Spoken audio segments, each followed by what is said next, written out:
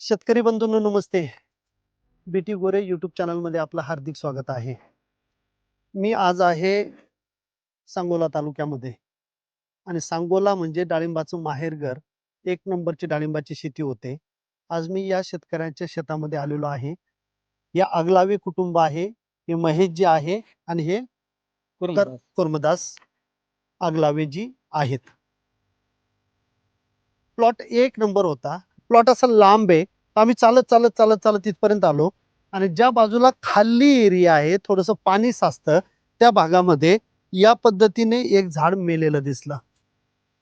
त्याच्या बाजूला जर पाहिलं तर दुसरे 2 झाडं पूर्णच्या पूर्ण मेलेले आहेत आणि या झाडावरती जर तुम्ही पाहिलं तर पूर्ण माल त्याला लटकलेला आहे आणि त्याच्या आधी या बाजूला जे झाडं होते ते त्यांनी उपटले आणि जे काही त्यांचं उरलेलं औषध होतं ते सगळेच्या सगळं बुरशीनाशक कीटकनाशक काय जे असेल ते त्यांनी तिथं टाकलं. कारण त्यांचा एक समज आहे की इथं जी काही बुरशी असेल जीवाणू असतील ते सगळेचे सगळे मरून जातील. काही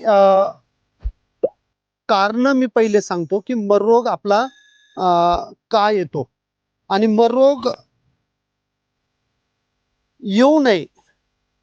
येऊ नये त्याच्यासाठी सुरुवातीपासून आपल्याला काय काय करायचंय ते मी तुम्हाला या व्हिडिओच्या माध्यमातून सांगतो. सगळ्यात पहिलं हे जे रोप आहे ते रोप घेताना मरच्या झाडावरती गुटी बांधलेली नसावी ती काळजी घ्या. जर तुम्ही असं जसं एखादं झाड मरतं जे झाड आता आपण पाहिलं ते मरायला लागलं त्याच्यावरती गुटी बांधली ती जी फ्युजरियम आहे ती ह्या काडीमध्ये येते आणि त्या काडीमध्ये येऊन तिच्यावरती गुटी बांधली तर त्या रोपाबरोबरच आपल्या बागेमध्ये येते. ही सगळ्यात पहिली चूक आहे. 2 नंबर, लागवड करायची असेल तर ती सपाट जमिनीवरती करायची नाही. लागवड ही कायम बेडवरतीच करायची. 3 नंबर, बऱ्यापैकी एक चूक आपली आणखी होते की आपण लागवड सपाटीवरती करतो आणि नंतर त्याला माती लावतो. डाळिंबाचं खोड जे आहे हे ऊस नाहीये प्रत्येक कांडीला मुळं फोडल आणि खोड जेव्हा तुम्ही मातीमध्ये गाडता आणि पाऊस होतात त्या पावसाने तुमची माती तशी काळी आहे, पाणी धरून राहणारी आहे. ही माती त्याला धरून राहिली की तिथं कॉलर रॉट येतो, म्हणजे ती वरची जी साल आहे ती साल पूर्णच्या पूर्ण कुजते. त्याच्या पुढचं कारण आहे जेव्हा जेव्हा खालून हे वॉटरशूट येतात, हा जो वॉटरशूट आहे आता आलेला हा जो वॉटरशूट येतो हा वॉटरशूट तुम्ही काढता. आता तो एवढा कोवळा असताना काढायला पाहिजे म्हणजे त्याची जी जखम आहे ती कमी होते. पण तुम्ही काय तो अंगठ्यासारखा होतो. विशालच्या बागेत पाहिलं आपण मनगटासारखे झालेत. तर ते आपण लवकर काढत नाहीये आणि नंतर काढायला गेलो तर काय करतो आपण असं ओढलं की तिथं साल्ट निघतात आणि ती साल निघाली की ती मातीच्या संपर्कात येते, तिथून ती बुरशी आतमध्ये घुसते.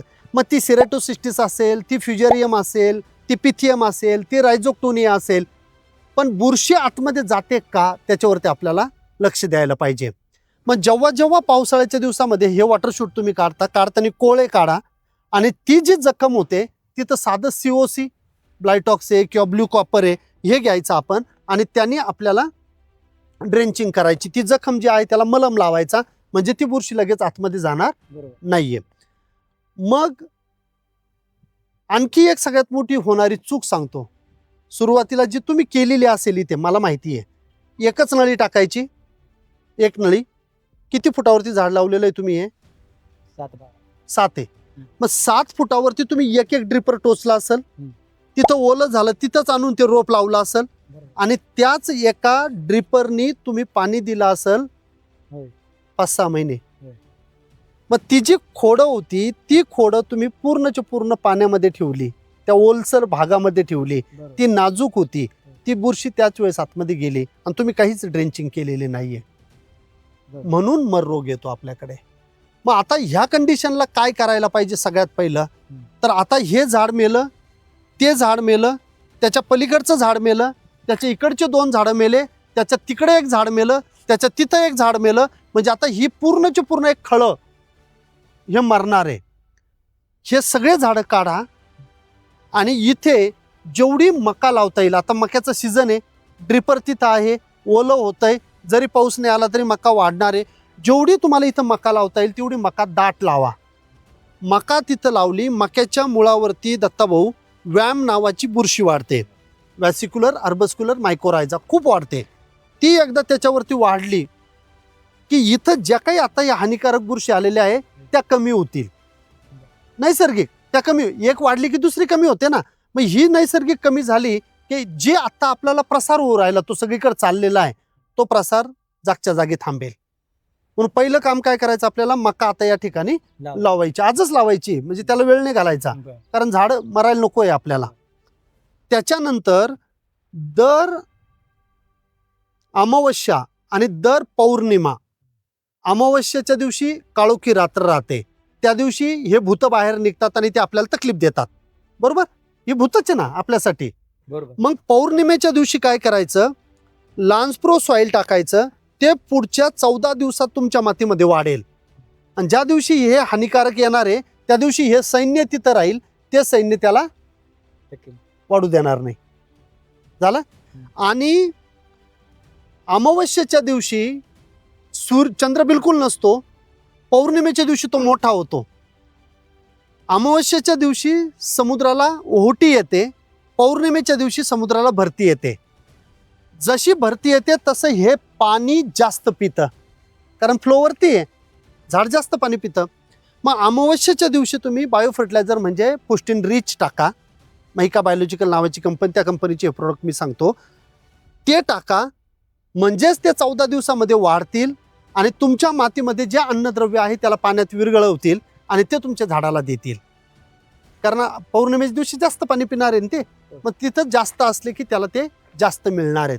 तर अशा पद्धतीने ते करायचं. त्याच्यानंतर 3, 6, 9, 12, 3 म्हणजे मार्च, 6 म्हणजे जून, 9 म्हणजे सप्टेंबर आणि 12 म्हणजे डिसेंबर, हे महिने आहेत. ह्या प्रत्येक महिन्यामध्ये एक अमावस्या येते. मार्चमध्ये पण येते, जूनमध्ये पण येते, सप्टेंबरमध्ये पण येते आणि डिसेंबरमध्ये पण येते. त्या अमावस्येला कोणतं काम मागं पुढं काही ठेवा, कीटकनाशकामध्ये क्लोरपायरिफॉस अधिक सायपरमेथ्रिन किंवा प्रोक्लेम घ्यायचं. क्लोरपायरिफॉस अधिक सायपरमेथ्रिन हमला नावाने येतं, 2 मिली घ्यायचं. ते नाही घेतलं तर प्रोक्लेम घ्यायचं. समजा फ्लावरिंग स्टेज आहे, हमला नाही चालणार, मधमाशी पळल, मग त्यावेळेस प्रोक्लेम घ्यायचं.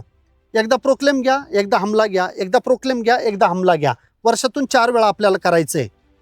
मग ते घ्या, हमला 2 ml, प्रोक्लेम 1 ग्रॅम. क्लिअर. हे सांगतील तुम्हाला, फक्त लक्षात ठेवा की हे आपल्याला अमावस्या ध्यानात ठेवायची आहे. त्याच्याबरोबर इनडेप्थ नावाचं प्रोडक्ट ऐकलं असेल. इनडेप्थ हे किडीला मारत नाहीये, पण जर त्या खोडामध्ये मिलीबग असेल, थ्रिप्स लपलेला असेल, पिन होल बोरर असेल, स्टेम बोरर असेल, याला ते बाहेर काढतं. आणि ते बाहेर आलं की त्याच्याबरोबर जे कीटकनाशक तुम्ही घेतलेलं हमला किंवा प्रोक्लेम त्याच्या संपर्कात आलं की ते मरतंय. म्हणजे ती कीड आपली वाढत नाही. 3 महिन्यातून एकदा करायचं. आणि एक बुरशीनाशक म्हणून त्याच्यामध्ये टिल्ट येतं, टिल्ट किंवा 22 टिन. टिल्ट घेतलं तर 1 ml घ्या, 22 टिन घेतलं तर 1 ग्रॅम घ्या. ते घ्यायचं आणि त्यांनी खोडं धुवून काढायचे आणि 1 लिटर पाणी ह्या खोडात पडलं पाहिजे.